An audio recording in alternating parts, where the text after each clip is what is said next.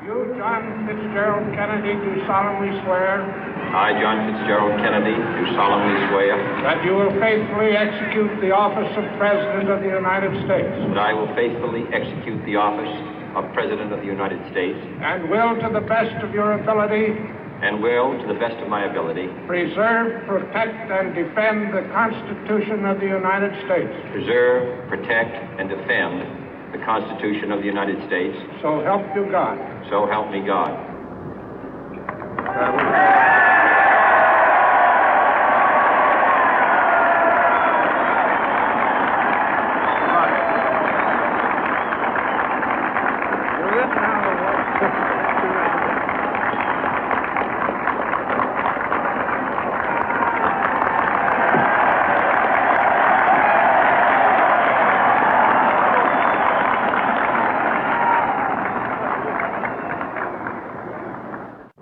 Vice President Johnson, Mr. Speaker, Mr. Chief Justice, President Eisenhower, Vice President Nixon, President Truman, Reverend clergy, fellow citizens.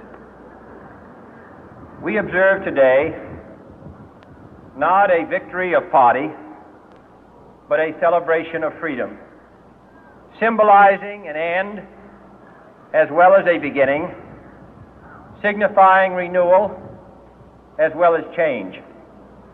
For I have sworn before you and Almighty God the same solemn oath our forebears prescribed nearly a century and 3/4 ago.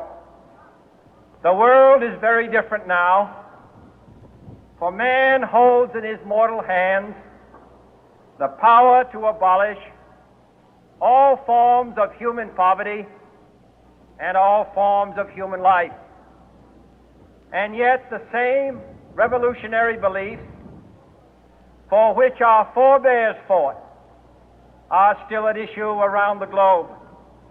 The belief that the rights of man come not from the generosity of the state, but from the hand of God. We dare not forget today that we are the heirs of that first revolution.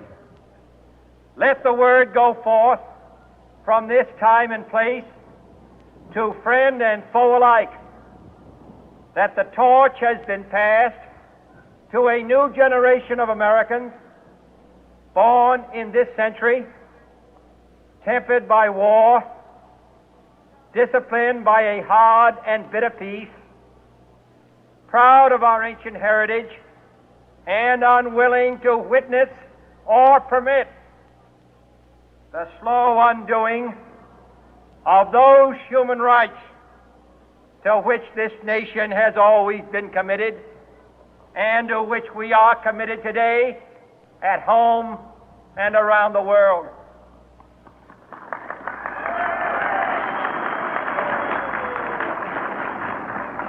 Let every nation know, whether it wishes us well or ill, that we shall pay any price, bear any burden, meet any hardship, support any friend, oppose any foe to assure the survival and the success of liberty.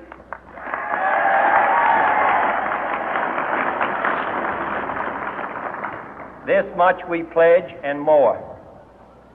To those old allies whose cultural and spiritual origins we share, we pledge the loyalty of faithful friends. United, there is little we cannot do in a host of cooperative ventures. Divided, there is little we can do, for we dare not meet a powerful challenge at odds and split asunder. To those new states whom we welcome to the ranks of the free, we pledge our word that one form of colonial control shall not have passed away merely to be replaced by a far more iron tyranny. We shall not always expect to find them supporting our view, but we shall always hope to find them strongly supporting their own freedom, and to remember that in the past, those who foolishly sought power by riding the back of the tiger ended up inside.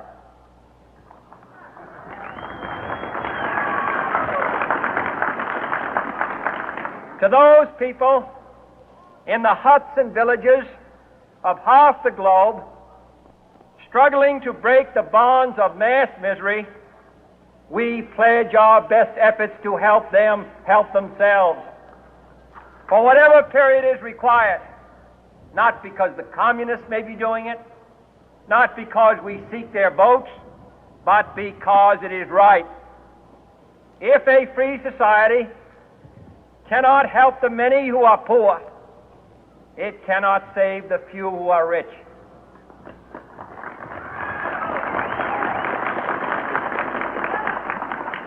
To our sister republics south of our border, we offer a special pledge to convert our good words into good deeds, in a new alliance for progress, to assist free men and free governments in casting off the chains of poverty. But this peaceful revolution of hope cannot become the prey of hostile powers. Let all our neighbors know that we shall join with them to oppose aggression or subversion anywhere in the Americas. And let every other power know that this hemisphere intends to remain the master of its own house.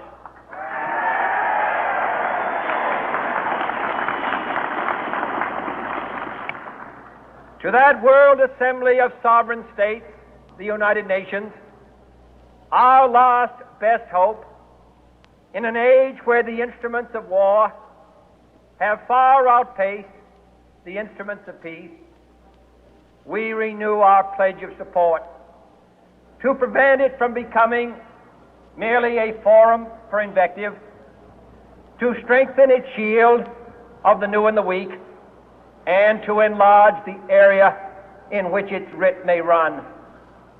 Finally, to those nations who would make themselves our adversary, we offer not a pledge, but a request that both sides begin anew the quest for peace.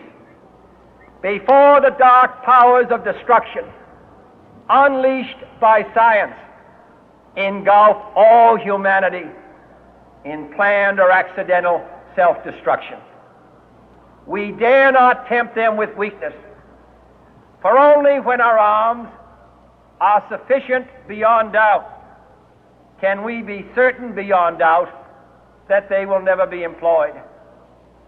But neither can two great and powerful groups of nations take comfort from our present course, both sides overburdened by the cost of modern weapons, both rightly alarmed by the steady spread of the deadly atom, yet both racing to alter that uncertain balance of terror that stays the hand of mankind's final war. So let us begin anew, remembering on both sides that civility is not a sign of weakness, and sincerity is always subject to proof. Let us never negotiate out of fear, but let us never fear to negotiate.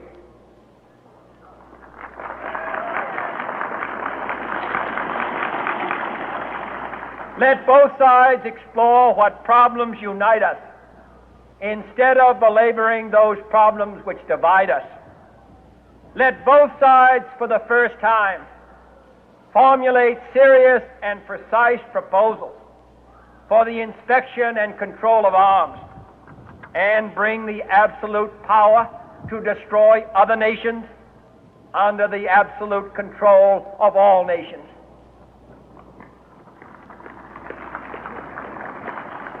Let both sides seek to invoke the wonders of science instead of its terrors. Together, let us explore the stars, conquer the deserts, eradicate disease, tap the ocean depths, and encourage the arts and commerce. Let both sides unite to heed in all corners of the earth the command of Isaiah to undo the heavy burden and let the oppressed go free.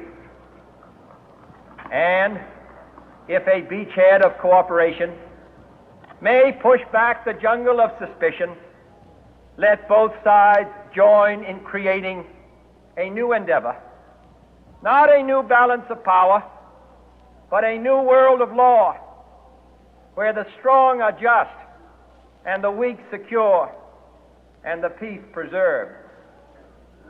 All this will not be finished in the first 100 days, nor will it be finished in the first 1,000 days, nor in the life of this administration, nor even perhaps in our lifetime on this planet.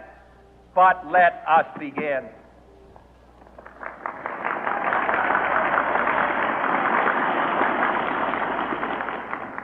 In your hands, my fellow citizens, more than mine, will rest the final success or failure of our course.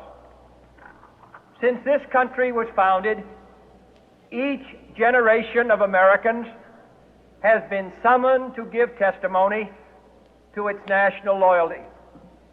The graves of young Americans who answered the call to service surround the globe.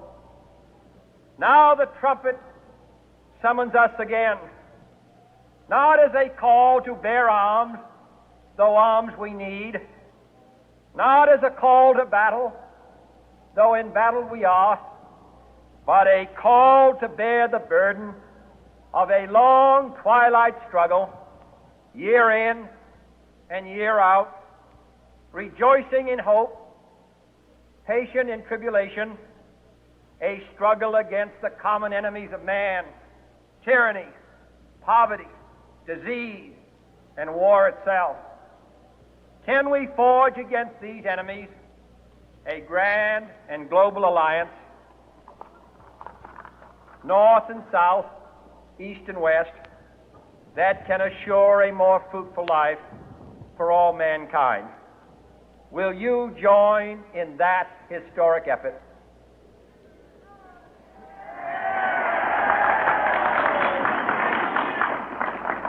In the long history of the world, only a few generations have been granted the role of defending freedom in its hour of maximum danger. I do not shrink from this responsibility. I welcome it.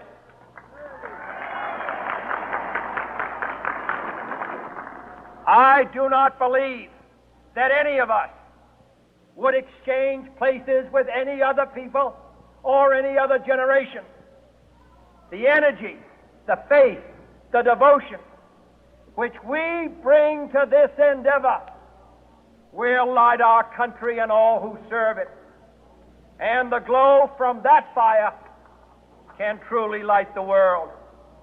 And so, my fellow Americans, ask not what your country can do for you. Ask what you can do for your country.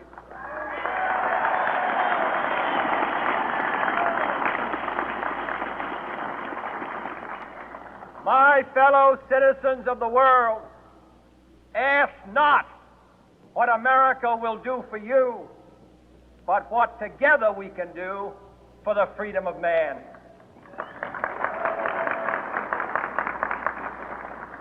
Finally, whether you are citizens of America or citizens of the world, ask of us here the same high standards of strength and sacrifice which we ask of you. With a good conscience, our only sure reward, with history the final judge of our deeds, let us go forth to lead the land we love